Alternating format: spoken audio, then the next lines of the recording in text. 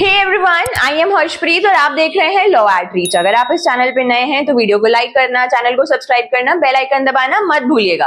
आज की इस वीडियो में हम लोग क्या पढ़ेंगे? फर्स्ट इन्फॉर्मेशन रिपोर्ट, FIR, जो क्रिमिनल लॉ का बहुत इंपॉर्टेंट कंसेप्ट है। ये लॉ स्टूडेंट्स को तो छोड़ दीजिए, हर इंसान के लिए जानना बहुत जरूरी है।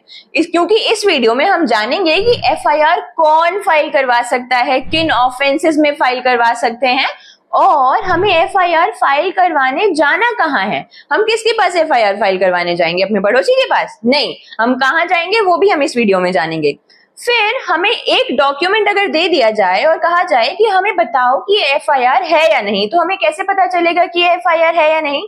तो इसके लिए एक ट्विन टेस्ट होता है। इस वीडियो में हम वो भी डिस्कस करेंगे कि हमें किस ट्विन टेस्ट के थ्रू फाइंड आउट कर सकते हैं कि एक पर्टिकुलर डॉक्यूमेंट FIR है या नहीं। उसके बाद इस वीडियो में हम लोग FIR की एविडेंशियरी वैल्यू क्या है उसको डिस्कस करेंगे, जिससे हमें पता चल जाए कि FIR अगर हमारे पास है, उसमें कोई चीज लिखी हुई है, तो उससे क्या हम कोर्ट में कोई चीज प्रूव कर सकते हैं। एज एन एविडेंस एक FIR की वैल्यू क्या होगी। तो इन सारे कंसेप्ट्स को एक एक करके क्लियर करते हुए हम आगे बढ़ेंगे और इस वीडियो को चलिए स्टार्ट करते हैं ये जानने से कि FIR बेसिकली होती क्या है। अब मैं आपको एक स्टोरी सुनाऊंगी। ये स्टोरी आपने अगर अपने दिमाग में बिठा ली तो आप FIR का कंसेप्ट कभी नहीं भूलेंगे, क्योंकि मैंने भी इसी स्टोरी के थ्रू याद किया हुआ है और मैं आज तक तो नहीं भूली हूँ फिलहाल। तो पहले आप सोचिए कि आप एक गली मोहल्ले में रहते हैं, वहां पे एक क्राइम कमिट हो गया है।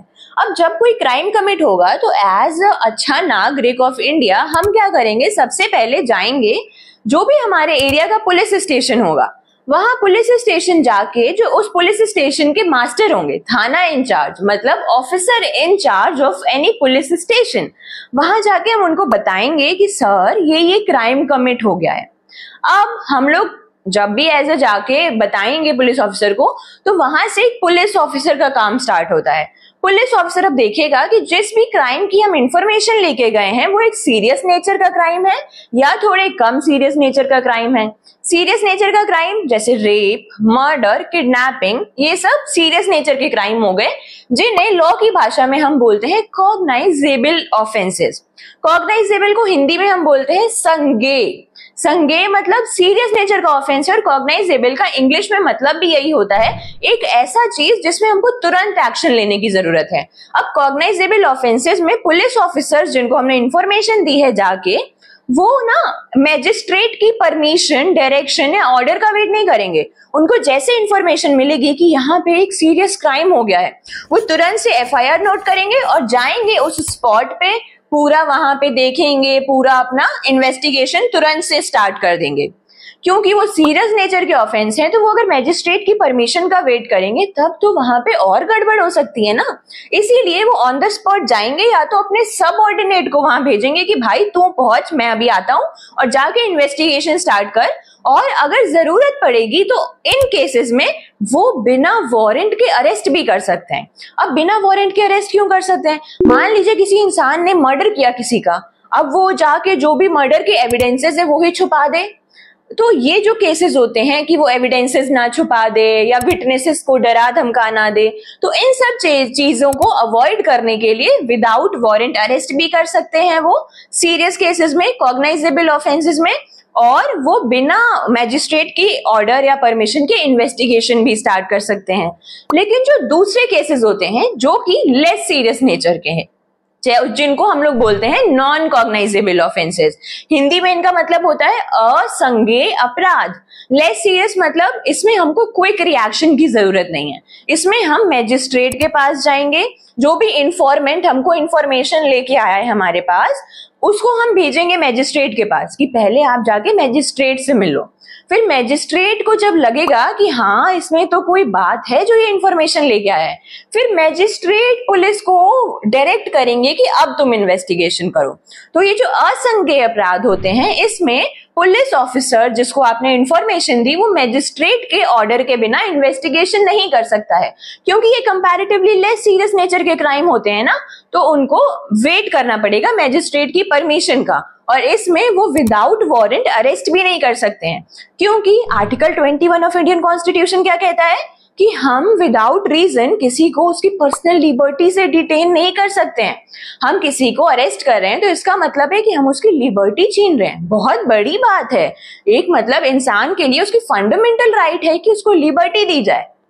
तो अगर बहुत सीरियस नेचर का ऑफेंस नहीं होगा तो पुलिस ऑफिसर खुद से उसकी लिबर्टी नहीं छीन सकता है। उसको एक मैजिस्ट्रेट की परमिशन लगेगी तभी वो उसकी लिबर्टी छीन सकता है। तो ये जो मैंने आपको पूरी स्टोरी बताई ना, इसमें वो जो सीरियस नेचर के ऑफेंसेस होते हैं उसमें तो पुलिस ऑफिसर ने एफआईआर नोट करी थी, लेकिन जो ये लेस सीरियस नेचर के ऑफेंसेस थे, नॉन कॉग्नाइजेबल ऑफेंसेस, क्या मैंने इसमें एक बार भी बोला कि पुलिस ऑफिसर ने एफआईआर नोट करी? नहीं, क्योंकि इन केसेस में एफआईआर नोट होती ही नहीं है। इसमें नोट होती है एनसीआर, यानी कि नॉन कॉग्नाइजेबल रिपोर्ट। तो ये स्टोरी आप बैक कर करके ना बार बार सुनिए, क्योंकि यही बेसिक एफआईआर का नींव है। यही बेसिक कंसेप्ट है कि अगर कोई भी इंसान, एवरी पर्सन, जो भी जिसको कोई भी क्राइम की इंफॉर्मेशन है, वो जाके officer in charge of police station को किसी कॉग्नाइजेबल केस, यानी कि कोई सीरियस ऑफेंस की इंफॉर्मेशन देगा, तो उस केस में एफआईआर नोट करना मैंडेटरी हो जाएगा। अब वो इंफॉर्मेशन 3 तरीके से दे सकता है। ओरली भी दे सकता है, रिटन भी दे सकता है और इलेक्ट्रॉनिक फॉर्म में भी दे सकता है। अब ओरली जब वो देगा तो पुलिस ऑफिसर खुद से उसको नोट डाउन करेगा, या तो किसी अपने सबऑर्डिनेट को बोल देगा कि भाई ये इंफॉर्मेशन सुना रहा है, आप नोट डाउन करो। अब वो रिटन ही जाके देगा तब तो वो ठीक ही है, लेकिन अगर ओरली उसने दी है और वो पुलिस ऑफिसर या उनके सबऑर्डिनेट के द्वारा रिड्यूस करी गई है राइटिंग में, तो उस इंफॉर्मेंट को वो इंफॉर्मेशन साइन भी करनी पड़ेगी। लेकिन अगर मान लीजिए उसने इलेक्ट्रॉनिक फॉर्म में दी है, तो ये मतलब नहीं कि हमने इलेक्ट्रॉनिक फॉर्म में भेज दिया, पुलिस बैठा है और हम भी अपनी जगह बैठे हैं। नहीं, 3 दिन के अंदर जाके आपको वहां पे रिपोर्ट करना है और तभी वो पुलिस ऑफिसर उस केस की इन्वेस्टिगेशन स्टार्ट करेगा और ऑन रिकॉर्ड उसको नोट करेगा। ठीक है ना? आपको ये पूरा कंसेप्ट समझ आ गया कि एफआईआर बेसिकली होती क्या है। तो जो मैंने आपको बताया, एक बार क्विक रिकैप करते हैं कि एक इन्फॉर्मेंट होगा जिसको क्राइम की इंफॉर्मेशन होगी। जैसे ही उसको क्राइम की इंफॉर्मेशन होगी, उसको नहीं फाइंड आउट करना है कि ये क्राइम सीरियस है कि नॉन सीरियस है, उसे सीधे भागना है officer in charge of police station के पास। अब मैं आपको बता दूं कि इन्फॉर्मेंट जो है ना, जरूरी नहीं है कि वो विक्टिम हो, कि उसी के अगेंस्ट क्राइम हो, क्योंकि क्रिमिनल लॉ में कोई लोकस स्टेंडाई का कंसेप्ट होता ही नहीं है। अगर हमारे पड़ोस में भी चोरी हुई है या हमें दूर से देख के आए हम कि इस जगह एक्सीडेंट हो गया है, तो हमारा उससे कोई लेना देना नहीं है, लेकिन हम भी फिर भी जाके हम पुलिस ऑफिसर को इन्फॉर्म कर सकते हैं। तो इसमें हमको ये पता चला कि हमको इन्फॉर्मेशन देनी किसको है? Officer in charge of police station को। और दे कौन सकता है?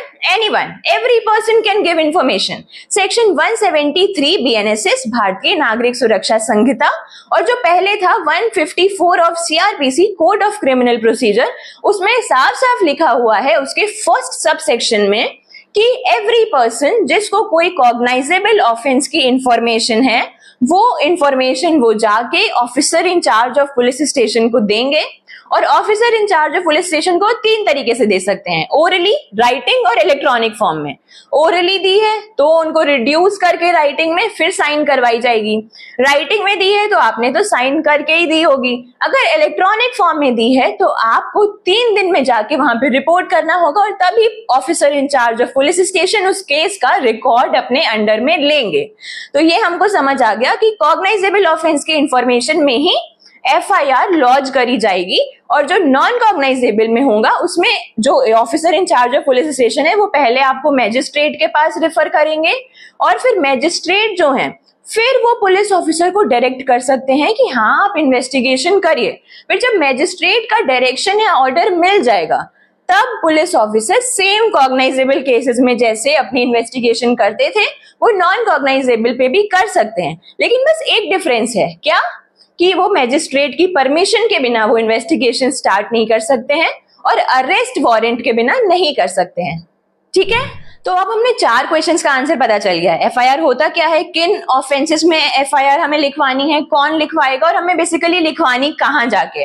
अगर आप वीडियो यहाँ तक देख रहे हैं और आपको इन चारों क्वेश्चंस का आंसर पता है तो कमेंट बॉक्स में जरूर से आंसर लिखिएगा, तभी मुझे पता चलेगा ना कि मैं जो समझा रही हूँ किसी को समझ आ भी रहा है कि नहीं। उसके बाद हम आगे बढ़ते हैं और जानते हैं कि एक पर्टिकुलर डॉक्यूमेंट अगर मैं आपको दूं और आपसे पूछूं कि आप मुझे बताओ कि ये एफआईआर है कि नहीं, तो आपको कैसे पता चलेगा कि ये डॉक्यूमेंट एफआईआर है कि नहीं। तो इसके लिए एक ट्विन टेस्ट होता है। ट्विन टेस्ट मतलब हमें 2 चीजें चेक करनी है उसमें, एक ऑफेंस टेस्ट, एक टाइम टेस्ट। ऑफेंस टेस्ट मतलब हम पहले देखेंगे कि उस डॉक्यूमेंट में जो ऑफेंस मेंशन्ड है वो एक कॉग्नाइजेबल ऑफेंस है कि नहीं, सीरियस ऑफेंस है कि नहीं। अगर कॉग्नाइजेबल ऑफेंस है तो लेवल 1 पास, टिक। अगर दूसरी चीज हम देखेंगे कि टाइम क्या है उसका, अगर वो इंफॉर्मेशन पहली इंफॉर्मेशन हमने जाके पुलिस ऑफिसर को दी है, it should be first in point of time. FIR की फुल फॉर्म ही है ना फर्स्ट इंफॉर्मेशन रिपोर्ट। तो अगर वो information first in point of time है तो लेवल 2 भी पास। तो इन दोनों ही चीजों का होना बहुत जरूरी है। ट्विन टेस्ट इसको इसीलिए कहते हैं, जैसे ट्विन बच्चे होते हैं ना एक दूसरे पे डिपेंडेंट होते हैं, तो वैसे ही इसमें दोनों ही चीजों का जरूरी है होना। केवल ऑफेंस कॉग्नाइजेबल हो लेकिन वो फर्स्ट ना हो पॉइंट ऑफ टाइम पे, या केवल फर्स्ट हो पॉइंट ऑफ टाइम में लेकिन ऑफेंस किसी और टाइप का हो, तो नहीं चलेगा। दोनों चीजें देखी जाएंगी। तो इस ट्विन टेस्ट से हमें पता चलेगा कि एक पर्टिकुलर डॉक्यूमेंट एफआईआर है कि नहीं। उसके बाद जो नया क्रिमिनल लॉ आया है प्रोसीजरल, भारतीय नागरिक सुरक्षा संहिता, इसमें ना 2 नए टाइप की एफआईआर आई हैं, एक ईएफआईआर इलेक्ट्रॉनिक एफआईआर और एक जीरो एफआईआर। ईएफआईआर मैंने काइंड ऑफ पहले भी डिस्कस करा इस वीडियो में। जब हम इंफॉर्मेशन देते हैं पुलिस ऑफिसर को 3 तरीके से देते हैं, एक ओरली, एक रिटन, एक इलेक्ट्रॉनिक फॉर्म में देते हैं। मैंने आपको बताया ना, तो इलेक्ट्रॉनिक फॉर्म की जो इन्फॉर्मेशन होती है जिसमें हमको 3 दिन के अंदर जाके वहां पे साइन करना होता है तभी ऑफिसर रिकॉर्ड पे लेगा, तो इसी को ईएफआईआर बोलते हैं। अब जीरो एफआईआर क्या होता है, पहले समझिए कि हर पुलिस स्टेशन का उसके एरिया पे पावर एक्सरसाइज करने का ज्यूरिसडिक्शन होता है। अब वो बाहर के एरिया पे पावर नहीं एक्सरसाइज कर सकता है क्योंकि वहां पे उसकी पावर है ही नहीं, ज्यूरिसडिक्शन ही नहीं है। कहते हैं ना मेरे अंगने में तुम्हारा क्या काम है, तो वही वाला सीन है। लेकिन मान लीजिए अब कोई सीरियस नेचर की ऑफेंस है, यूजुअली पुलिस स्टेशन पे जिस नंबर की इंफॉर्मेशन होती है, मान लीजिए 2025 साल चल रहा है, उसमें मैं पुलिस ऑफिसर के पास उस साल की 10वीं इंफॉर्मेशन दे रही हूं जाके, तो उसका फॉर्मेट होता है 10/2025। अगर आप जाके वहां पे 11वीं इंफॉर्मेशन दे रहे हैं तो वो लिखेंगे 11/2025। हर एफआईआर का ऐसे ही एफआईआर नंबर होता है।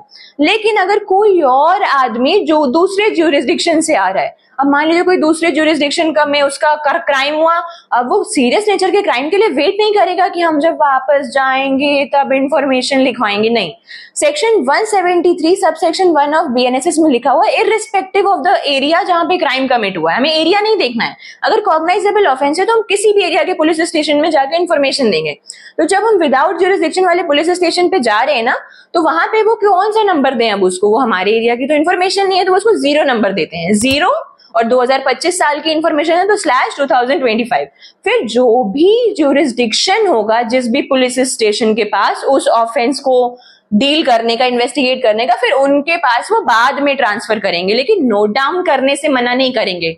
क्योंकि एक लैंडमार्क जजमेंट हुआ था जिसमें constitution bench of supreme court ने बोला था कि कोई भी अगर पुलिस ऑफिसर को, officer in charge of police station को कोई भी इंसान जाके कॉग्नाइजेबल केस की इंफॉर्मेशन देता है ना, तो जो पुलिस ऑफिसर है वो मना नहीं कर सकता एफआईआर लिखने से, उनके पास डिस्क्रिशन नहीं है। ये स्टैट्यूट के द्वारा मैंडेटरी चीज बोली गई है, मैंडेट है, एक लीगल मैंडेट है कि उन्हें वो नोट करनी ही करनी है। वो केस था ललिता कुमारी वर्सेस गवर्नमेंट ऑफ यूपी 2014 का। इस पे मैंने ये वीडियो बनाई है, आप आराम से देख सकते हैं। इसमें शॉर्ट वीडियो है, इसमें मैंने क्रिस्प तरीके से कैप्शन में भी लिखा है कि इस केस में क्या कहा गया था और डिटेल में मैंने बताया भी है।